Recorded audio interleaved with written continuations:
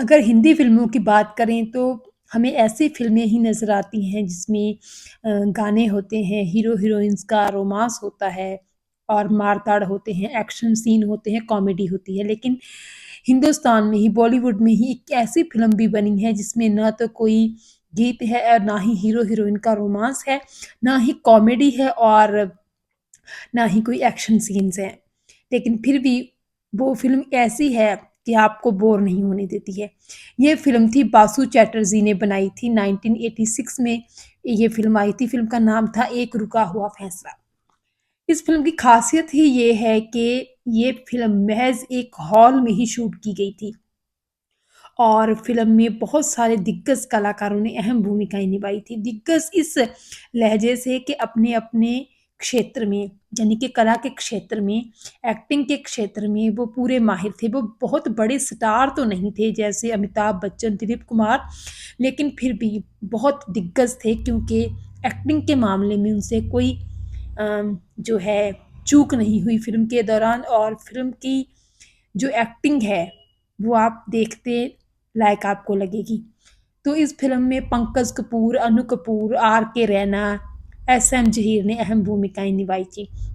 दरअसल एक रुका हुआ फैसला एक ऐसी फ़िल्म है जहाँ पर एक हॉल होता है और उसमें 12 चेयर्स लगी हुई हैं और बीच में एक टेबल पड़ा है और बस डिस्कशन होती है, बातचीत होती है। तो आप कहेंगे कि ये क्या? ऐसी कौन-सी फ़िल्म है जिसमें ऐसा कुछ है? लेकिन था। एक रुका हुआ फैसला एक ऐसी ही फ़िल्म थी। दरअसल इस फ़िल्म की अगर कहानी की बात करें तो ये कहानी है एक केस है जो कि अदालत में आया हुआ था, जिसका फैसला जज भी नहीं कर पाए थे।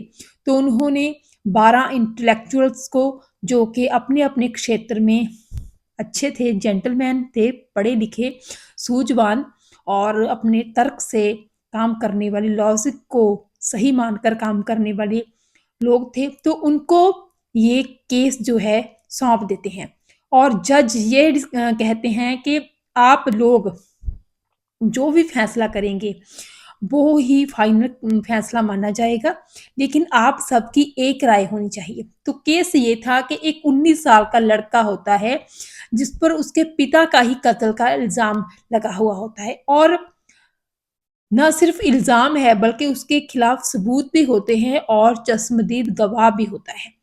तो ये 12 के 12 इंटेलेक्चुअल जो हैं वो उस हॉल में पहुँचते हैं, यहाँ पे उनको डिस्कशन करनी है इस केस के बारे में, अपनी-अपनी राय देनी है, अपने-अपने तर्क रखने हैं। तो सबको जब पहले ही वोटिंग की जाती है, सबसे पूछा जाता है, तो सबको जल्दी से जल्दी हॉल से बाहर जाने की जल्दी होती है।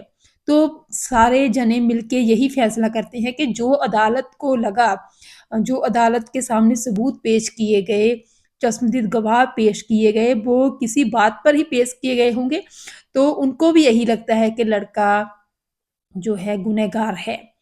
तो तुरंत ही सभी डिसाइड कर लेते हैं। लेकिन उनमें से एक जना ऐसा होता है जिसको नहीं लगता है कि लड़का अ, गुनहगार है। दरअसल उनको ये लगता है उस इंसान को कि इस बारे में टाइम लगाकर थोड़ी बहस होनी चाहिए, थोड़ी डिस्कशन होनी चाहिए, उसके बाद ही ये फैसला हो पाएगा क्योंकि किसी की ज़िंदगी का सवाल है। अदालत ने उसी फैसले को सही मान लेना है जो कि वो लोग डिसाइड करके जाएँगे।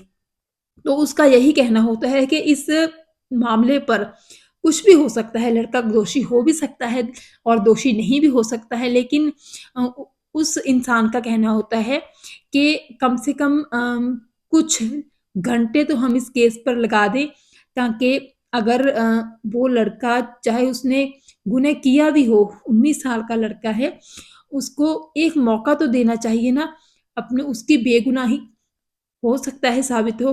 तो फिर धीरे-धीरे कैसे वो एक इंसान, एक इंटेलेक्चुअल धीरे-धीरे अपने तर्क से, अपने लॉजिक से, अपने सब्र से 1, 2, 3 नहीं फिर बाकी के सब 11 के 11 इंटेलेक्चुअल्स को अपनी तरफ खींच लेता है। यानी कि पहले जो 11 जने एक ही राय पर अड़े हुए होते हैं कि उनको लगता है कि लड़का गुनहगार है। फिर एक के बाद एक वो सभी यही मानने लग जाते हैं कि नहीं, शायद लड़का गुनहगार नहीं है। तो उस इंसान का भी यही कहना था कि अम, वो यही चाहते हैं कि डिस्कशन हो, ताकि अगर लड़का दोषी हो भी तो भी ये कम से कम हम कोशिश करें कि लड़के के लिए हम थोड़ा टाइम तो दे सके। तो आखिर में सभी को यही लगता है कि नहीं, लड़का गुनहगार नहीं है। तो ये हमारे देश के, हमारे कानून की एक वो चीज़ भी दर्शाता है, वो रूल, वो प्रिंसिपल भी दर्शाता है, जहाँ पे ये बताया जाता है कि चाहे भले ही बहुत सारे दोषी लोग हैं वो छूट जाएँ, लेकिन एक निर्दोष को सज़ा नहीं होनी चाहिए। तो वही यहाँ पर दिखाया गया है कि कैसे एक निर्दोष को सज़ा नहीं होती है और आखिर में उसे जो है निर्दोष माना जाता है। तो बहुत ही खूबसूरती से बनाई है फ़िल्म बासु चैटर्जी ने, और एक क्लासिकल फ़िल्म है। आज के ज़माने में तो ऐसी फ़िल्में ख़ैर बनती ही नहीं हैं, कोई देखता ही नहीं है, लेकिन ये फ़िल्म ज़रूर देखने लायक है। अगर आप अच्छी स्क्रिप्ट, अच्छे डिस्कशन, अच्छे लॉजिक, अच्छे तर्क के दीवाने हैं, फ़ैन हैं, तो आपको ये फ़िल्म ज़रूर देखनी चाहिए। अगर आप एक बार इस फ़िल्म को देखेंगे तो मैं गारंटी के साथ कहती हूँ कि आपको एक बार फिर ये फ़िल्म देखनी पड़ेगी। इतनी अच्छी फ़िल्म है ये, इतना खींच के रखती है, बोर नहीं होने देती। हालाँकि कुछ भी ऐसा नहीं है जो कि एक ग्लैमरस फ़िल्म्स में होता है बॉलीवुड की, लेकिन फिर भी बहुत बढ़िया फ़िल्म है, ज़रूर देखनी चाहिए। अगर आपने ये फ़िल्म नहीं देखी तो ज़रूर देखिएगा, और अगर आपने देखी है तो आपको कैसी लगी, ज़रूर बताइएगा कमेंट सेक्शन में। धन्यवाद।